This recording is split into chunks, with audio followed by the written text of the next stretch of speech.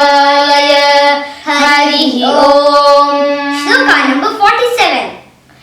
Anirvinnasthavishto bhudharmayupo mahamakha nakshatranevidnakshatri kshamah kshamas samihanaha.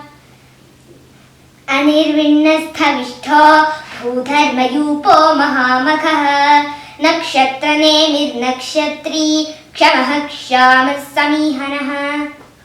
So in this shloka, Anirvinnaha means in everybody's life there is something called unhappiness.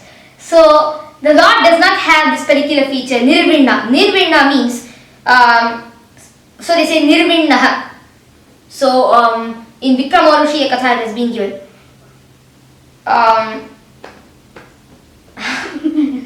Nirvinno Dhivaraha, it's been given like that. So Nirvinnaha means totally rejected. So the Lord does not have this feature. Sthavishtaha, one who is dense in the form of this entire universe. So like Anirvinnaha means one who is not dejected, and Sthavishtaha means one who is dense. So this entire universe is so dense. That means you cannot count each one of the things as a human or as a robot or as an animal. Nobody but the Lord can do this entire universe because it's so dense. Nobody can do anything to this entire universe because it's so dense, big and wonderful. So it's the Lord's form which is manifested as the entire universes.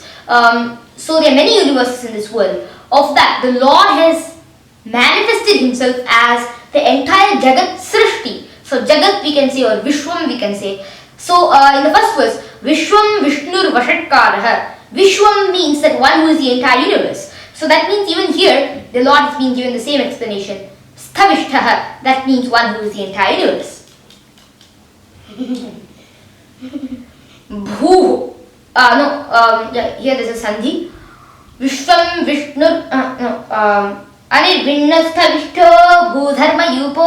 So Abhu is the word. So Abhuvaha means one who has not taken birth in this world.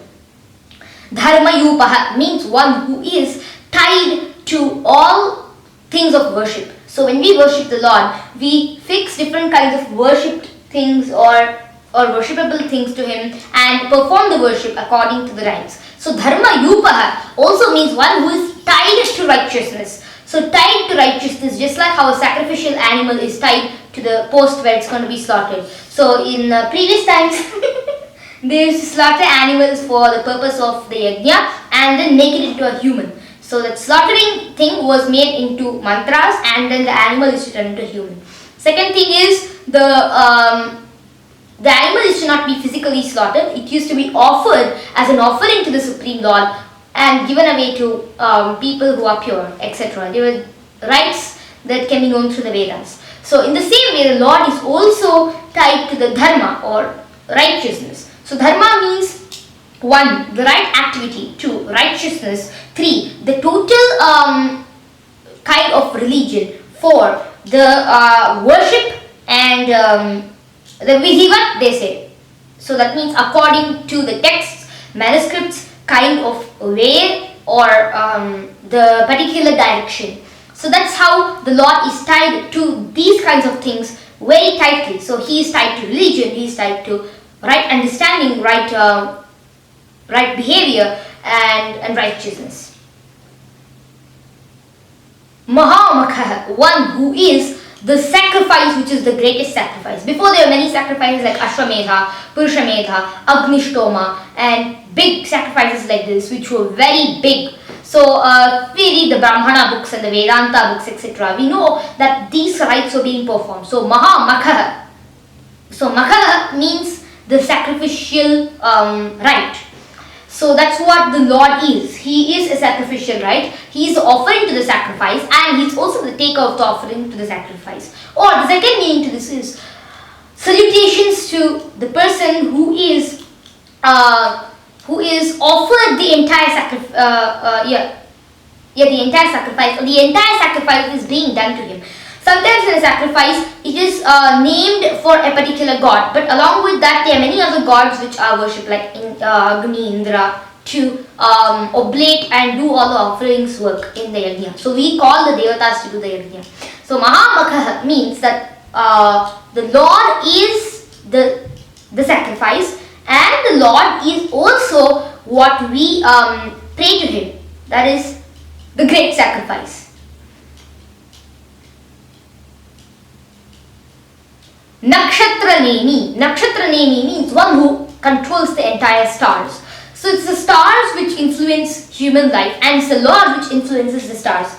Nakshatra Nemi means one who is controlling the stars to give the particular effects. So even in Ashtottara Shatanamavali it is being given Sarva Graha Rupine Namaha.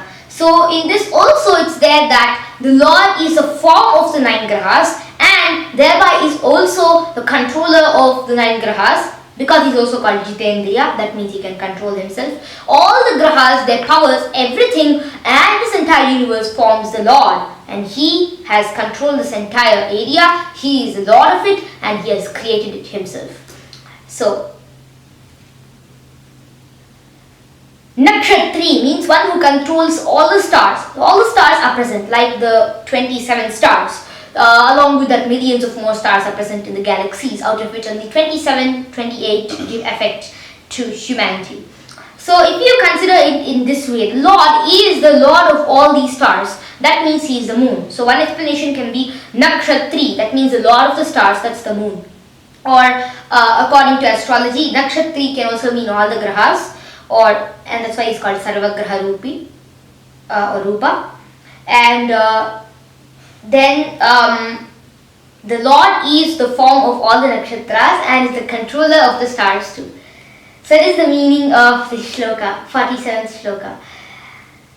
Sorry, Kshamaha means one who forgives, and one who is forgiveness himself. So Kshamaha means forgiveness. Kshamaha means also like you are letting go of a particular bad prohibited act. So the Lord is so merciful that when we make mistakes too, He does not give the entire punishment. He gives us punishments according to the time, the law, the karma, dharma, yamas, scriptures or Niti Shastra, everything, and He's so merciful. Instead, being our Father, He can do anything He wants, but still the Lord is so merciful that for our grave mistakes, He just punishes in a proper way so that we do not get the punishment in next birth, or we do not get the entire punishment. To devotees, He reduces the punishment very much because they are very devoted and they have realized the scriptures, they have realized the life, they have just got to know what is this entire world and who controls it, and they are following dharma. So according to this, the Lord reduces the punishment for them. So He's so merciful, and that's why He's called Kshamaha.